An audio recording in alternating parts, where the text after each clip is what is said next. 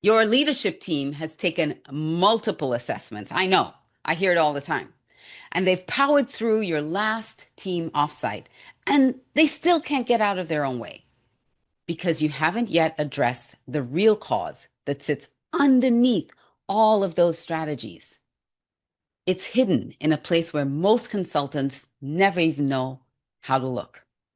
In the next few minutes, you'll know exactly where it is, and you'll know exactly what this hidden system is that's causing friction, low productivity, conflict, and burnout on your team. So stay tuned.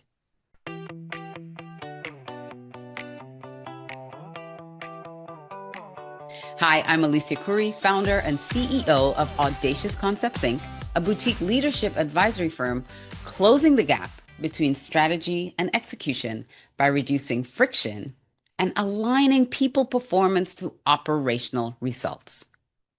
In my last video, we put a name to something most executives have felt for years, but never had the language for. It's the audacious confidence gap. That's what I call it. The cost of a leader who does not have a clear understanding of their own conative wiring and is quietly operating at 60 to 70% of what they're actually capable of. Today, we go from one leader to the entire leadership team because one leader at 70% is a leak. Six leaders at 70% working with each other and around each other is a flood. And the math gets worse real fast. I also want to celebrate something with you that I recently completed that is directly relevant to where this video series is going. So I just came back from Arizona where I completed a 2-day team specialist certification from Kolbe Corp. So what does that mean for you and your organization? I took a deeper dive with many of my Kolbe certified colleagues into the Kolbe system and how it relates to team performance, especially where teams get stuck. This is a full suite of solutions to whatever your team is challenged with right now. We really dug into the data to analyze teams to help strengthen collaboration and team performance. During the session, we covered how to effectively consult with leaders to identify those pain points, deliver customized solutions for teams to facilitate expert-level team sessions with impactful activities. Yeah, I did some of those and they were so much fun and I learned so much in the doing of it. So this system allows us to identify, optimize, align, and expand. It's their four-phased approach that walks a team from a high-friction guessing game into a high-performance, predictable system. That is what the rest of this video is going to talk about. How that system actually works and what it does when you put it inside the team you already have. So let's start with some math. A leadership team is not just 6 people doing 6 jobs. A leadership team is a system. Every decision, handoff, quarterly review, and cross-functional initiative runs through the way those humans interact with each other. When the wiring is unclear, that system runs on guesswork. Let's look at a house, for instance. When you buy a new house, you don't know what's happening behind the walls. You don't know what that wiring is. Until you open up the walls, you get to see the wiring that's running through those walls. Until then, it's guesswork. So just keep that visual in mind because I'm going to talk about these 6 talented people, each guessing how to work with the other 5. Now, here's the math. Multiply that by 100 decisions a month, and you have your team dysfunction line item. This is why most team interventions fail.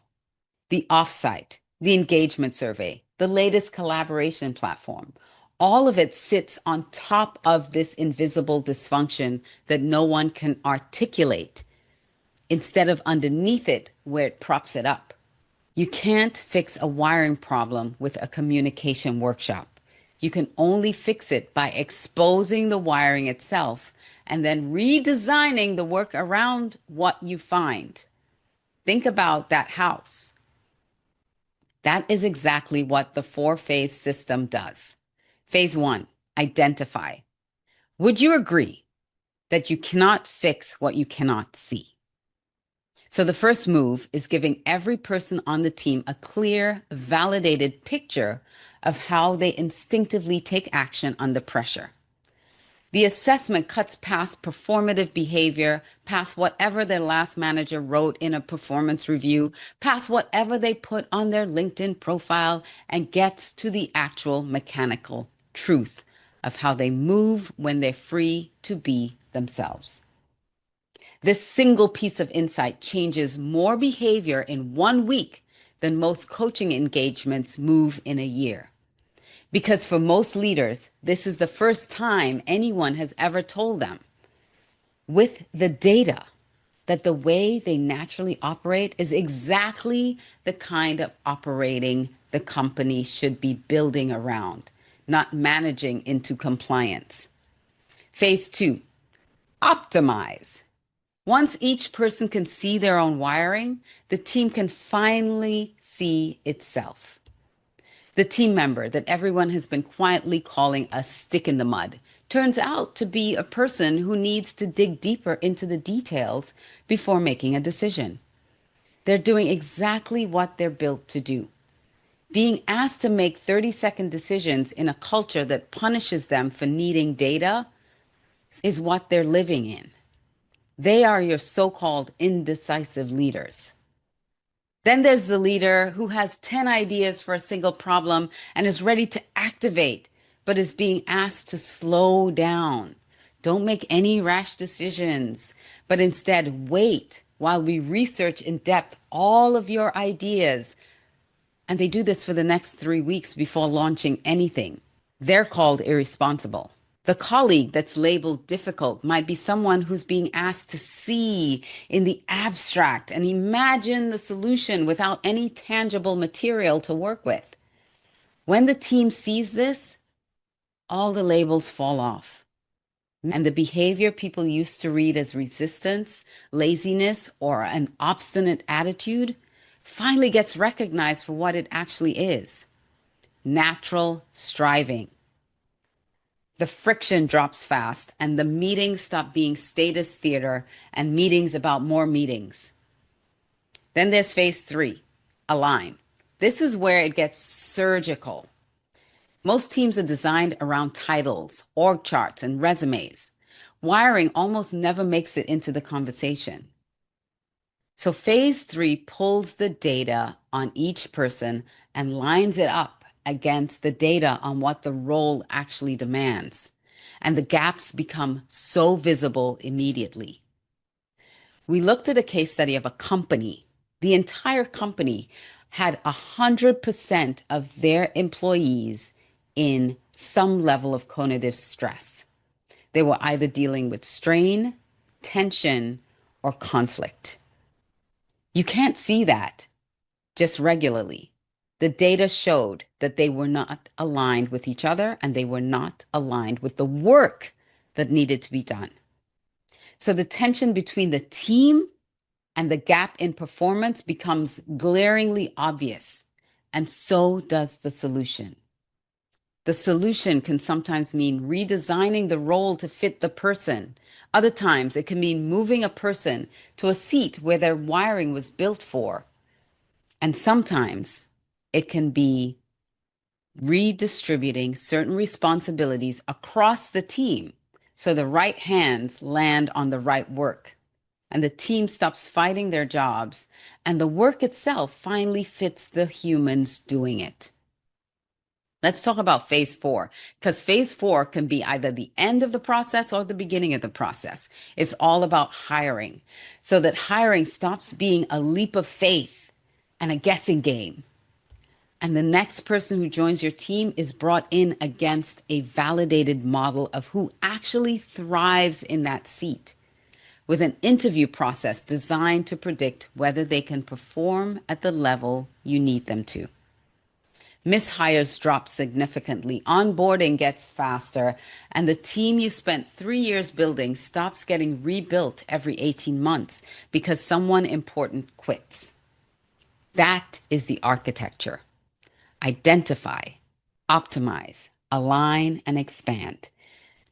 It's not theory or opinion. It's 50 years of conative data, validated across millions of professionals, deployed inside organizations that need their teams to actually function the way the strategy assumes they will. What I've watched happen since stepping into this work 8 years ago with Kolbe is consistent across every team. The first day people get their results, they feel a kind of relief that they can't quite name because they've been stuck for so long. And by week 4, decisions are moving faster. And by month 3, the team is doing work it could not have done 6 months earlier with little turnover. Many of the same people now working within an aligned system around them is what is closing that audacious confidence gap. And that's what it looks like on the level of a team. So, what's next? Because I just earned this certification, I'm taking on a limited number of leadership teams this quarter for the full 4-phase implementation. So, if your team has been working hard and not moving the needle the way you know that they could, this is the conversation worth having. So either visit audaciousconceptsinc.com to learn more and take our free team alignment survey and get some data before we jump into the full workshop series, or email us support@aliciacouri.com to start a real conversation about your team. In the next video, we go straight at the cost, the numbers on what the audacious confidence gap is pulling out of your P&L every quarter, while your finance team has no line item for it. If that question has been quietly nagging you, subscribe so you don't miss any of our videos, and I'll see you in the next one.